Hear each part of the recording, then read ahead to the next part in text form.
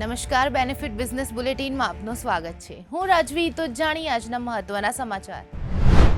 Stock market intraday update. સેન્સેક્સમાં 573 પોઈન્ટ્સનો ઉછાળો 85,762 પર બંધ. નિફ્ટી 50એ 26,328 પર રેકોર્ડ ક્લોઝિંગ હાઈ નોંધાવ્યો. ક્વાર્ટર 3 પરિણામોની આશાએ બજારમાં મજબૂત ખરીદી.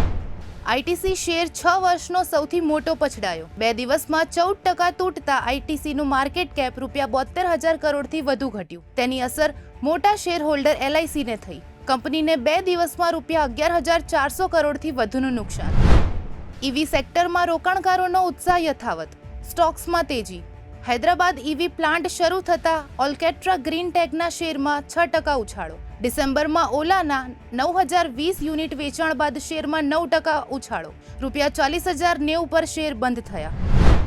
અદાણી એન્ટરપ્રાઇઝ આગામી સપ્તાહે પબ્લિક બોન્ડ ઇસ્યુ લાવશે. ₹1,000 કરોડ ઉઠાવવાનો પ્લાન. 2, 3 અને 5 વર્ષની અવધિના બોન્ડ. વ્યાજ 8.60%થી 8.90% સુધી પહોંચ્યા. ઇસ્યુ 6 જાન્યુઆરીથી 19 જાન્યુઆરી સુધી ખુલ્લો રહેશે. તો આવા જ મહત્વના સમાચારો જાણવા માટે જોડાયેલા રહો બેનિફિટ ન્યૂઝ સાથે.